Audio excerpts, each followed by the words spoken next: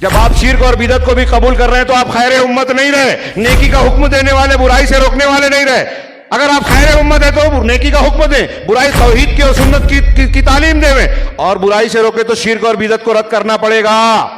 جو شرک اور بدعت کو رد نہیں کرتا، یہ لکھ لیجئے جملہ، جو جماعت شرک اور بدعت کو رد نہیں کرتی وہ اہل حق ہو ہی نہیں سکتی۔ اہل حق کی پہچان ہے کہ دین کی حفاظت اور دفاع کے لیے اہل بدعت و اہل خرافات کا رد کریں گے،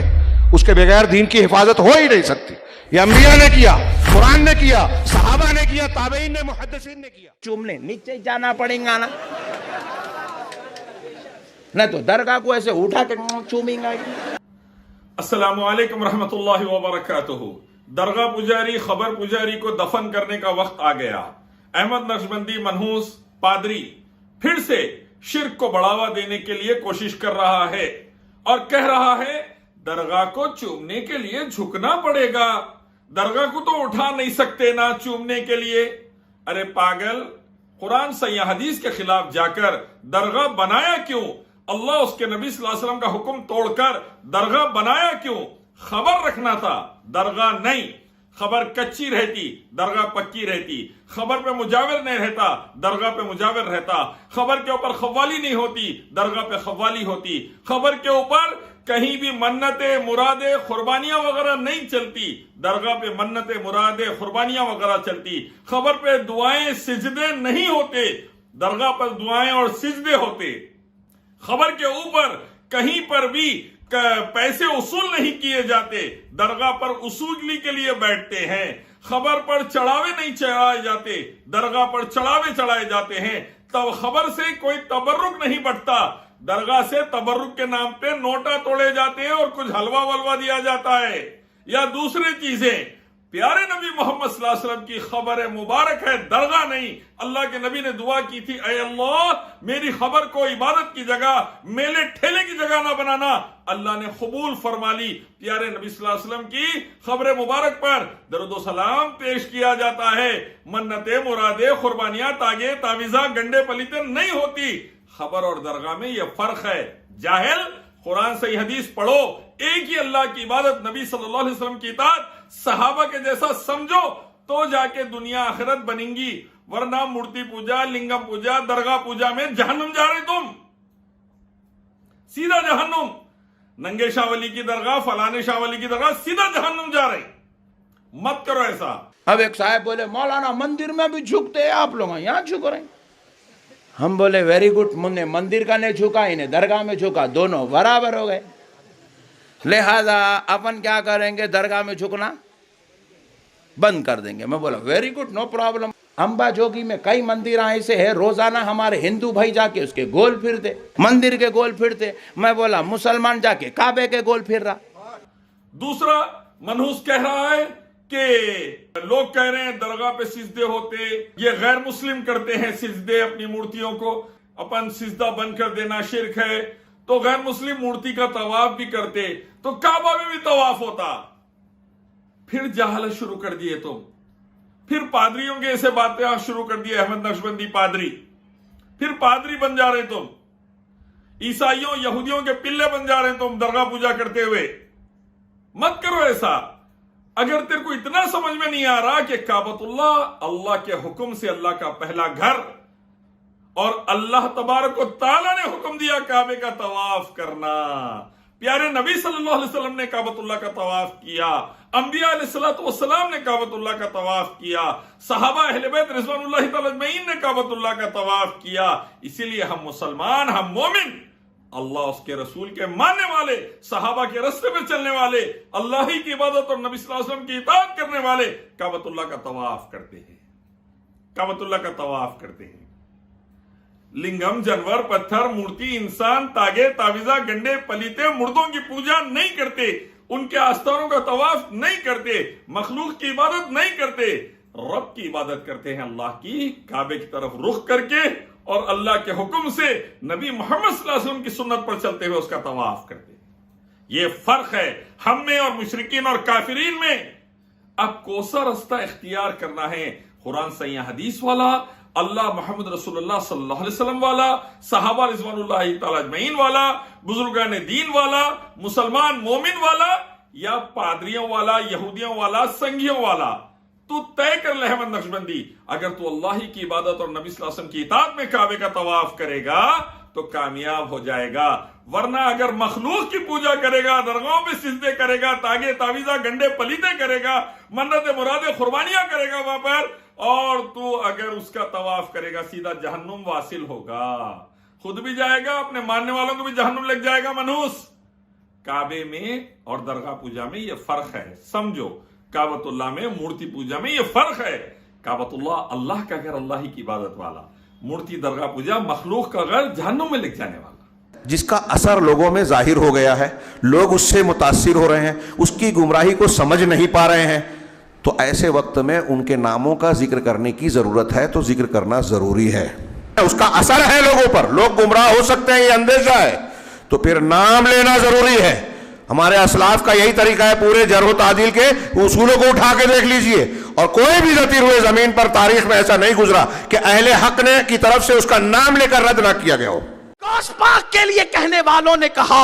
اگر پوری زمین کے درختوں کے پتوں کو کاغذ بنا دیا جائے، درختوں کی کلموں کو، اس کی ٹہنیوں کو قلم بنا دیا جائے، سارے سمندروں کو روشنائی بنا دی جائے، انسان، جنات، فرشتے سب مل کر غوث کی شان لکھتے رہے تو لکھنے والے تھک جائیں گے، پتے ختم ہو جائیں گے، روشنائی ختم ہو جائے گی، سمندروں کا پانی ختم ہو جائے گا، میرے غوث کی شان کبھی ختم نہیں ہو سکتی، کیونکہ ان کی شان یہ ہے، وہاں کیا مرتبہ، اے غوث بالا تیرا، اونچے اونچوں کے سروں سے قدم اعلیٰ تیرا۔ اور اللہ فرماتے ہیں سورہ لقمان 31واں سورہ آیت نمبر 27 میں، تیرے رب کے باتیں لکھنے کے لیے تمام جھاڑوں کو، تمام درختوں کو اگر قلم بنا دیا جائے، تمام سمندروں کو اگر سیاہی بنائی جائے، اور 7 سمندر اور مدد کے لیے لایا جائے تو بھی کافی نہیں ہوگی۔ تیرے رب کی تعریف و تسبیح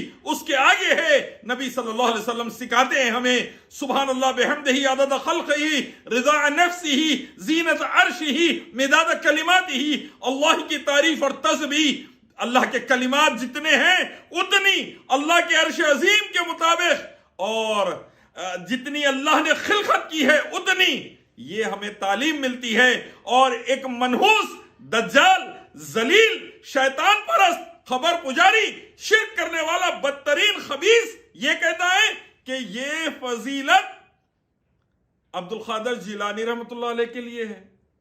غوث پاک بول کر بول رہا ہے یہ فضیلت ان کے لیے ہے۔ نعوذ باللہ ثم نعوذ باللہ، اللہ کی ذات و صفات کی قسم، اللہ تبارک و تعالیٰ کے مقام و مرتبے کو تو نے بدل کے رکھ دیا۔ عبد القادر جیلانی رحمۃ اللہ علیہ غوث پاک کے مرتبے سے تو نے اللہ کی شان میں گستاخی کی، مکمل شرک اکبر کے دائرے میں آ گیا، سیدھا جہنم میں تو جائے گا، پوری تیرے ماننے والوں کو لے کر جائے گا۔ تیری موت سے پہلے توبہ کر لے، تجھ جیسے ظالم، تجھ جیسے شرک کرنے والے حرامی قسم کے لوگوں نے امت کا بیڑا غرق کیا ہے۔ بر صغیر کی امت، ہندوستان، پاکستان، بنگلہ دیش کی ذلت کی زندگی، جانوروں سے بدتر زندگی، ظالموں کے انڈر میں زندگی، اللہ کی رحمت سے دور والی زندگی، مسجدوں کو ویران کرنے والی زندگی، درگاہوں آستانوں پر سجدے والی زندگی، مردوں کی پوجا والی زندگی، خبروں کی پوجا والی زندگی پر آ گئے تیرے جیسے ظالموں کی وجہ سے، تیرے جیسے شرک کرنے والوں کی وجہ سے، جنہوں نے اللہ کی کلام قرآن سے امت کو دور کر دیا، صحیح حدیث سے دور کر دیا، قرآن کی آیتیں صحیح نہیں سمجھائی، احادیث صحیح نہیں سمجھائے، قصے کہانیوں میں امت کا بیڑا غرق کر کے جانوروں سے بدتر زندگی امت کی کر کے رکھ دی۔ آج اگر اللہ کے نبی صلی اللہ علیہ وسلم زندہ ہوتے، صحابہ صحابیات رضوان اللہ تعالیٰ اجمعین زندہ ہوتے، اہل بیت رضوان اللہ تعالیٰ اجمعین زندہ ہوتے، تیری گردن اڑا دیتے، کتے اور سور سے بدتر موت تجھے دیتے، ان سے بدتر تجھے مارتے،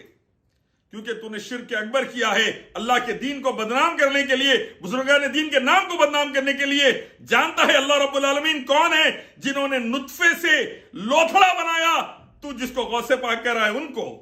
نطفہ تھے، نطفہ، اللہ نے ان کو لوتھڑا بنایا، ہڈی اور گوشت چڑھایا ماں کے پیٹ کے اندر، چہرہ اور ہاتھ اور پاؤں بنائے، جسم عطا کیا، ماں کی شرمگاہ کے خون کو روک کر تو نے جس کو غوث پاک کہا ان کو غذا کھلائی اللہ نے اور ماں کی شرمگاہ سے پیدا کیا اور اللہ نے ان کی غذا، ان کا کھانا، ان کا پانی، ان کی سانسیں، ان کا جینا، ان کا مرنا اللہ نے طے کیا، اور جس دن موت آئی اللہ نے بلا لیا اور ان کو خبر میں سلا دیا، غسل دے دیا گیا، کفن دے دیا گیا، جنازہ پڑھ دیا گیا، مٹی ڈال دی گئی، آج خبر میں موجود ہے، تو ان کو اللہ کے برابر کر رہا۔ خبر پجاری منحوس تو ان کو اللہ کے برابر کر رہا۔ اللہ حی القیوم ہے، قادر ہے، مالک ہے، رحمان ہے، خالق ہے، احکم الحاکمین ہے، ارحم الراحمین ہے، حی القیوم ہے۔ اللہ کی ذات تمام چیزوں سے بالا تر، لیس کمثلہ شیء، اللہ کی مثال نہیں دے سکتے۔ اس رب العالمین کو، قہار اور جبار رب العالمین کو تو لے کے آ کے مخلوق سے ملا رہا جو پیدا بھی ہوئے اور مر بھی گئے، فنا بھی ہو گئے، تو ان سے ملا رہا۔